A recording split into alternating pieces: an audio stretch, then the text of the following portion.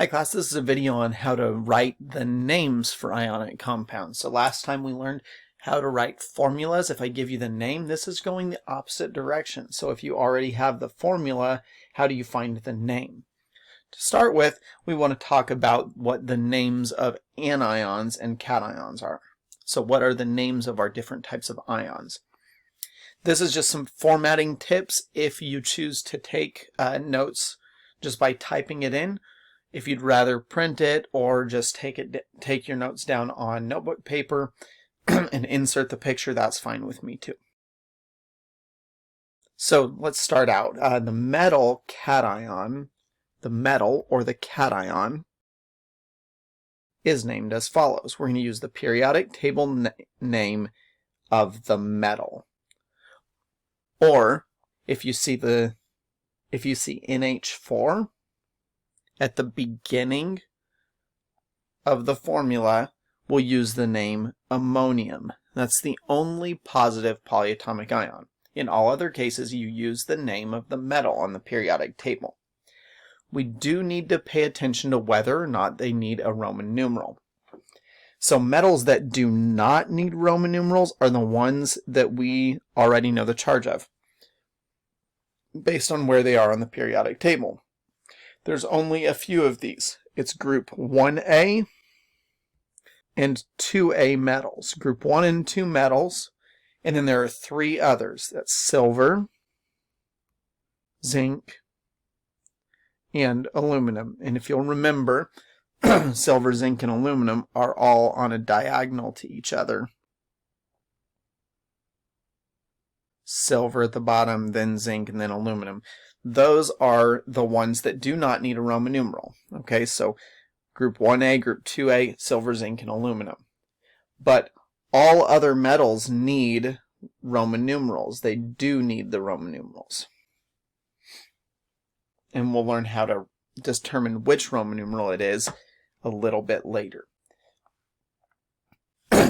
When we're naming the nonmetal or the anion, we're going to use the periodic table name, the root name, and we're going to end it with "ide" if it is a monatomic ion, or just the name of the polyatomic ion if it's polyatomic. Okay, so "ide" is for one nonmetal. So if you just have one type of nonmetal, we're going to change the name to the "ide" ending. But if it's more than one element that makes up the negative ion, we're going to use the polyatomic ion name. Let's look at how we would write these names for for a compound, not just the ions. For ionic compounds, the first name is the cation name. The second name is the anion name. The cation name is just the metal name, like we said just now. Or it might be ammonium. That's if it's NH4. We will determine and include the Roman numerals when needed. Sometimes it's there, sometimes it's not. Remember, you refer to this part of the table to decide whether or not you need a Roman numeral. Then the anion name is the nonmetal's root name plus "ide" for monatomic ions, if it's just one type of atom, or the name from the chart for polyatomic ions. We have a polyatomic ion chart for that. Now, how do we find the Roman numeral? We're going to spend a little bit of time on this. First of all, remember that the total charges for an ionic compound have to equal 0. They have to add up to equal 0. And I'll show you some tricks on this, but I want to give you the reasoning behind it. The Roman numeral is the charge of one metal atom. One metal ion. Okay, that's what it is. It's the positive charge of one metal ion. Now we always know the negative charge, but we've got to use a little bit of a technique to figure out the positive charge sometimes. Copper is one of those metals. We don't know the charge of it. It's not in group 1 or group 2, and it's not silver, zinc, or aluminum. It's one of those many metals that we don't know the charge of. But we do know the charge of S. If you look at the periodic table, sulfur is in this group, and our negative ions, we can always predict their charge. The last group, remember, doesn't have a charge. That's 0. Then we have -1, -2, -3, -4 for our nonmetals. Sulfur has a -2 charge. Sulfide. It's a -2 charge. So, S has a -2 charge. And I only have one of them. So, that means that the right side of our compound has a -2 charge. Remember that it has to add up to be 0. So what could I add to -2 to make this 0? Hopefully you realize we just need a +2 to add with the -2 in order to make it 0. Those need to add together to equal 0. The last step is you always check to see if we have more than one of the metal ion. Since there's no subscript, we know there's actually only one of them. What we always want to do if there's a different number is divide. We could divide now too and just say 2 divided by 1 is still 2. So the Roman numeral is 2, which if you're writing that as a Roman numeral, that's just 2 I's. So then let's write our name. So this was the Roman numeral part. If we want to write the name, we put the name of the metal, which is copper, 2, and then sulfur, as an anion, we need to change the ending to "ide" because it's monatomic. It's just one atom. So sulfur as a negative ion is sulfide. Copper 2 sulfide is the name. Now let's look at selenium. Find selenium on the periodic table, the next one. It's in the same group, so it's still going to have a -2 charge. So Se has a -2 charge. And we have Cu with a subscript of 2. Okay, this is where it gets a little bit different. I only have one Se, so that means my charge is -2 for the right side. Overall, 1 times -2 is -2. So what would the charge on the left side have to be to make it 0? Well, it would have to be +2. Now, I need to make sure that I evenly distribute that charge, and the way we do that is we divide. So whatever this number is, whatever that positive number is, we need to divide it by the subscript. So +2 divided by 2 is +1, and that is the number I'm looking for, +1. It's the charge of each copper ion. So our Roman numeral equals 1, and if we write that as a Roman numeral, it's just I. So this is copper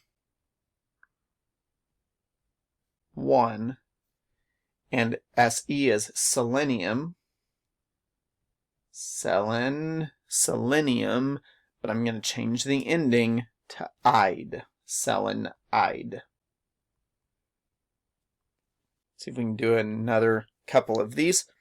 FeCO3, you notice we've got more than 2 elements here. So this has to be a polyatomic ion, CO3. This is when we would look at our polyatomic ion list, which is linked right up here. You could click on that link and it'll take you to it. I've already got it open right here. And the ion that I'm looking for is CO3, I believe, which is right here. That's carbonate. CO3 with a -2 charge. So CO3 in parentheses has a -2 charge. Fe, that's what I want to know the charge of. Well, if I want to balance that out, I only have one CO3. The whole thing has a -2 charge. Then Fe has to have a +2 charge. If it was a different subscript, we'd have to divide. Since it's 1, 2 divided by 1 is still 2. So our Roman numeral is going to be 2, which is I. So this is iron 2, and then CO3 was called carbonate. That's the name for it. You see highlighted in blue. CO3 is called carbonate. Iron 2 carbonate. And then we have Fe2O3. Again, we don't really know the charge of Fe, and we've got 2 of them. And I have O3. We need to pay attention to how this works. Okay, I'm going to find oxygen, find O on the periodic table. It's right here. So that's a -2 charge. Each oxide has a -2 charge. But you see that I've got 3 of them. So I have to multiply. 3 times -2 is -6. That means the other side, if I want to make this 0, if I want to add something to -6 to make 0, I have to put +6. Now I want to know what's the charge of each Fe. Well, if they add up to be +6, and I have 2 of them, I need to divide. 6 divided by 2 gives me 3. So the charge of each Fe is +3, and that's the number I'm looking for. My Roman numeral is going to be 3, which is written like that. So I have iron 3, and oxygen is just a monatomic ion, so the ending needs to end in IDE, so it's oxide. Iron 3 oxide. The Roman numeral is the charge of the metal ion. Okay, let's look at a few more of these. First, with these we need to decide whether or not we need a Roman numeral. So let's go back to how we know. If it's in group 1 or 2, we don't need a Roman numeral. If it's silver, zinc, or aluminum, we don't need a Roman numeral. But all other metals we need Roman numerals for. So we just look at the first element in each of these and decide whether we need a Roman numeral or not. If it's a metal that is not in group 1 or 2, or silver or zinc or aluminum, then we need a Roman numeral. Okay, but Na, let's find Na.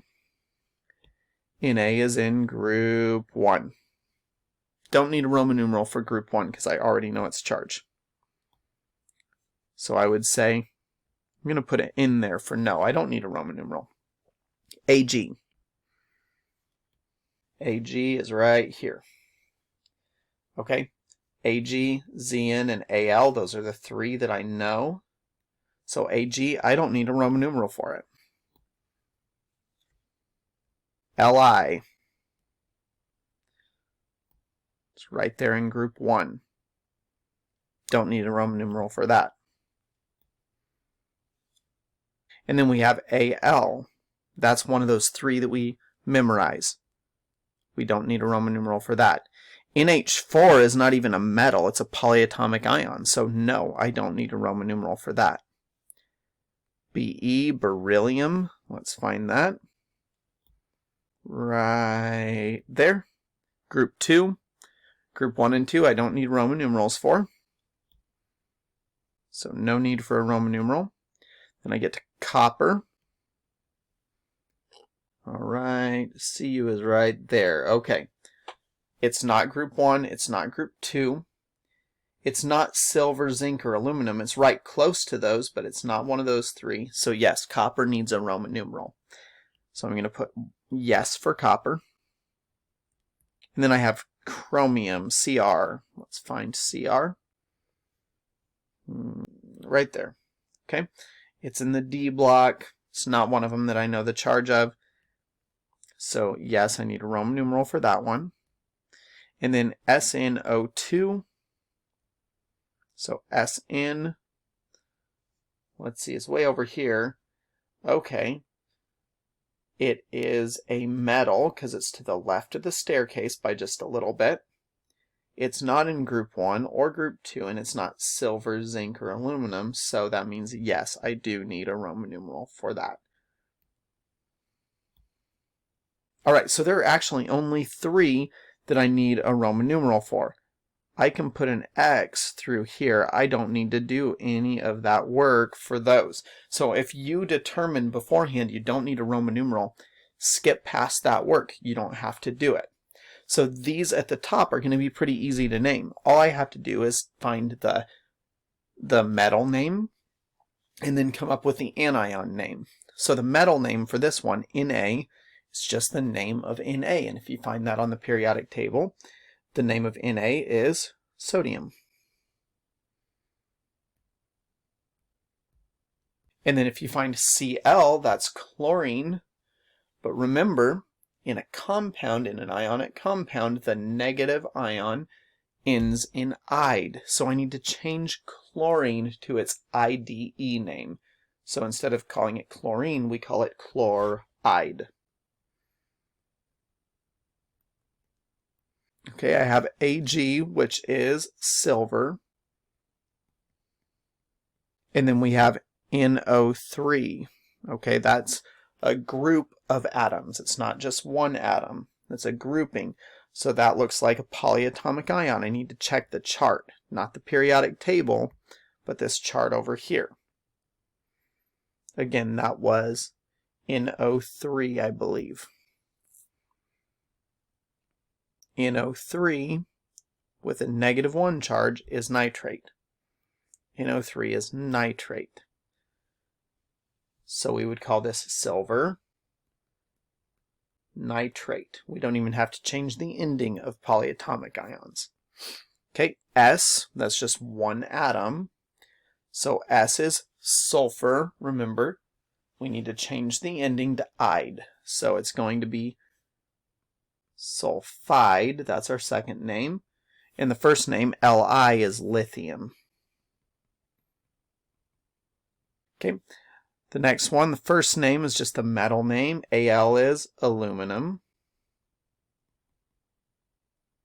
And then NO2, pay attention to the difference here. This is NO2, this is NO3. They're close to the same, but they're not the same.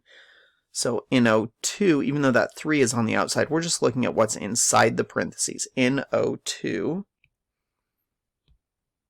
is nitrite. Similar name, but it's different. Nitrite. Aluminum.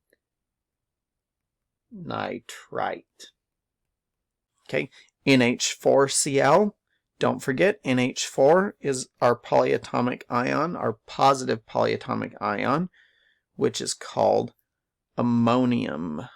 NH4 is ammonium.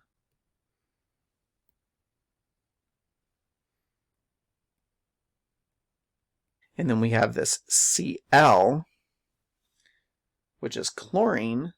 We need to call that by its IDE name, chloride. Be3P2. Be is beryllium. Let me make sure I'm spelling that right. So we'll find it, Beryllium, beryllium, and then phosphorus. We changed the name of phosphorus, take the ending of it off, so instead of being phosphorus, we're going to call it phosphide.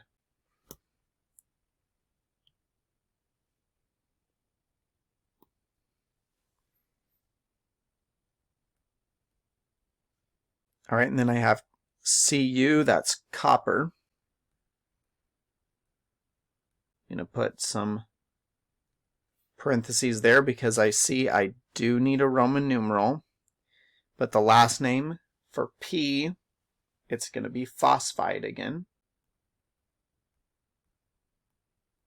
Now let's do the work to find the Roman numeral. So I have Cu with a Cu with a subscript of 3, P2. Let's go through kind of the quick memorization way of doing this. I've showed you how to think through it, but there's a quick memorization method, and it's just multiply, divide. If you just remember multiply, divide, that's pretty well it, okay? And what I mean is we're going to multiply the subscript times the charge, and then whatever the answer is, we're going to divide. So let's find phosphorus on the periodic table. It's right here. So what would its charge be? Well, this is 0, then -1, -2, -3. Phosphorus is in the same column, so that's going to be -3. So it has a -3 charge. I'm going to ignore the minus, but I'm just going to multiply 2 times 3 equals 6. Okay? By the way, that's going to be the overall charge on this side, +6. Then what I need to do is divide. 6 divided by the subscript, 3, equals 2. And that's what my Roman numeral needs to be, a Roman numeral of 2. So if you just need a memorization way to do this, you multiply the subscript times the charge, and then you divide by the other subscript. Let's do the next one. Cr is chromium.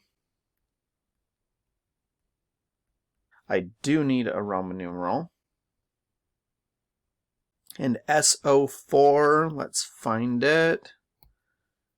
SO4 is sulfate. Pay attention, SO3 looks the same, but it's sulfite. SO4 is sulfate. It's a good thing we don't have to memorize them, right? So you don't have to memorize these yet, not this year, but you do want to be familiar with the fact that there are some that look very similar. Sulfate. So SO4 is sulfate. And we saw that it had a -2 charge. So each SO4 has a -2 charge. You see here that I have 3 of those, and I have 2 CRs. So the way I figure this out is I multiply and then divide. 3 times -2 gives me -6. That means chromium has to be +6. The positive side has to be +6. And then I need to divide by however many chromium ions I have. I have 2 of them, so 6 divided by 2 is 3. Okay, so we multiply. 3 times 2 equals 6. 6 divided by 2 equals 3. Our Roman numeral is 3. And then SnO2. Sn, if you find it on the periodic table, I guess I should be giving you guys the practice looking at that. Sorry, wrong tab.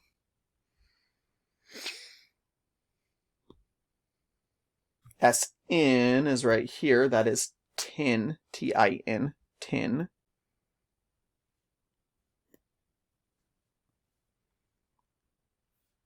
And then O we know is oxide, and we know we need a Roman numeral. It's oxygen, which ends in "ide" because it's a negative ion, a negative monatomic ion. So tin something oxide. Let's figure out what that Roman numeral would be. Sn, I only have 1 of them. O, I've got 2 of those. If we look for oxygen on the periodic table, we will find that it is here. So it has a -2 charge for each of them. So 2 times -2 is -4. That means this has to be +4. +4 divided by 1 is still +4. So that means I need to have a Roman numeral of 4. That's IV. That's it. You should be able to write formulas and names for ionic compounds at this point. And work on that worksheet. Let us know if you have questions.